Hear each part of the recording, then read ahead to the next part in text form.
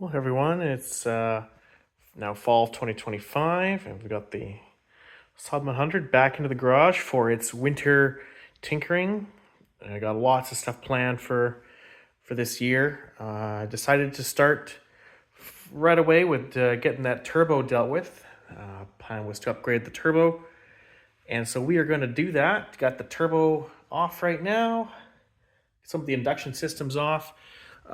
In addition to the turbo, gonna also look at redoing some of these induction pipes to reroute the PCV system, because I don't like how you can see I just cleaned this intercooler and you can see it's already kind of getting full of junk already. So we're gonna do a catch can setup like I had on my old 85, so that the intake system gets only filtered clean air, so all that crap doesn't end up going in there. So we'll get that done. I'll create a new inlet pipe for the turbo. And for now, I think we're just going to leave the rest of the induction system stock, but we'll work on perhaps doing a harness. We'll see what we're like for time. I might switch this to LH 2.4.2, at which point I'll need to get a 3-inch MAF in there as well. So that's going to be part and parcel to the intake tube. So anyway, let's go over to the bench where I got some turbo stuff going on. You can see I got the turbo all apart now.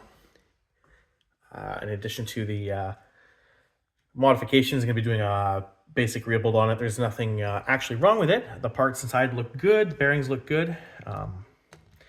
But because I'm changing the wheels around, I'll need a couple different pieces as well. Since the original turbo, which is the TE05-12b, that has a flat back compressor wheel.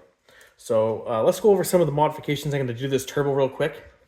One of the biggest being the exhaust outlet flange. I'll go get the elbow too to sort of illustrate what's going on here.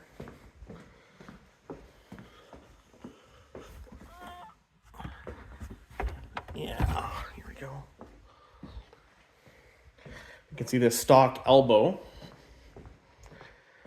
is definitely leaves a lot to be desired. It's less than a 2 1/4. It's a pretty small.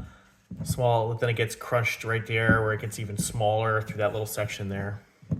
Just a generally crappy part, which then goes to my sort of 3-inch downpipe. So the main restriction is going to be, or as far as the exhaust side is going to go, the main restriction is inside of the exhaust housing, where you have the wastegate and the turbine exit.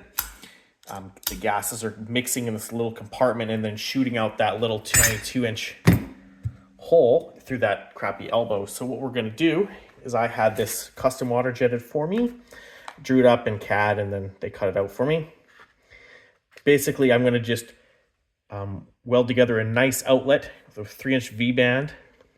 I'm going to do a divided inside, so I'm going to create a baffle in here to divide the wastegate gases, and that's going to follow the contour all the way till the exit of the V-band. So we're going to work on that pretty soon here. The next things obviously were the wheel changes. We'll go over those right now.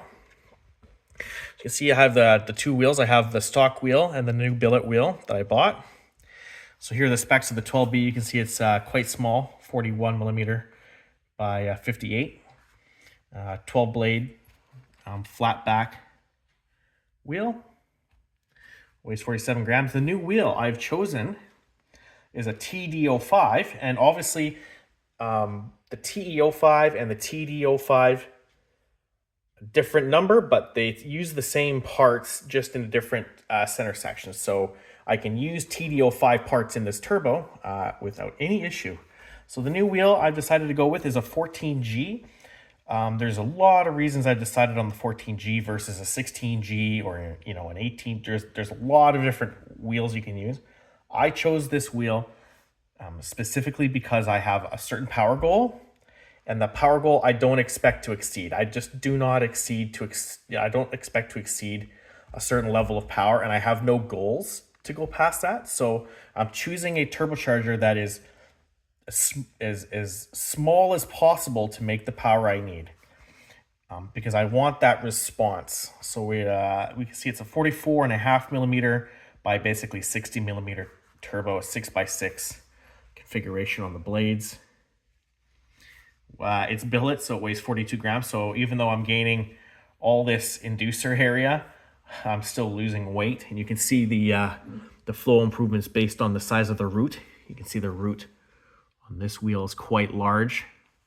Not much fin area here compared to the newer billet wheels. So, and also this is a super back. You can see it's got that. It's not flat. It's got the super back on it. So we'll get some parts to get that fit into the center section. So yeah, we've got the exhaust is going to get changed to a V-band. We got a new compressor wheel going in. And then in addition to the compressor wheel, obviously that compressor wheel is not going to fit into the original compressor housing. So I bought this new compressor housing, which is from a Mitsubishi Fuso truck. This is actually what this compressor is from. It's a Mitsubishi Fuso compressor. So we're gonna get those parts all working together for my Saab. I've already done a whole whack of modifications to this to get it to fit on the car. You can see it's got the original APC fitting. I've had to close a couple things off. I've threaded a couple of these because the wastegate actuator has to sit obviously at a certain angle to get at the wastegate flap. So we've kind of done some modifications on there already. Spent a few hours and did what I needed to do on here to get this to sort of fit on the car and be clocked the right direction to be stock. So that's pretty straightforward. So in addition, I'm probably not going to use this stock wastegate actuator anyway. I may actually just go and buy one of those aftermarket sort of universal ones that are slotted so I can kind of move it around a bit more. Right now, with the holes that they give you with this, it's really limited to what I can kind of do. And it doesn't really line up that well. But with those aftermarket ones that you can kind of slide back and forth with the slotted holes, it should be able to get me lined up perfectly. So we got that. You can see the housings are quite a lot bigger too. It's hard to see on camera, but it is quite a substantial increase there. And this exhaust housing here, I'm not going to change.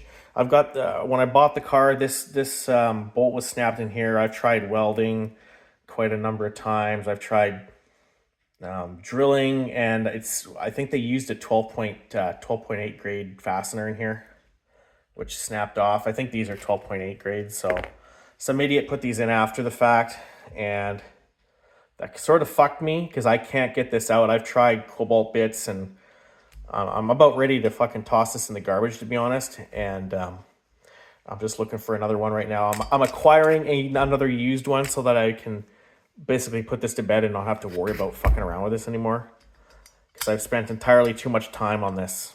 So no changes will be made to the actual exhaust housing because I would like to try to keep the turbo as responsive as it was stock.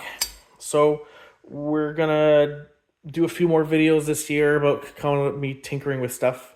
The dash is going to be coming out this year as well. I'm going to be doing a whole bunch of stuff behind the dash, little tidy up operations. So yeah, we'll make a couple more videos as I sort of knock things out and put things to bed, and we'll talk to you soon. Bye.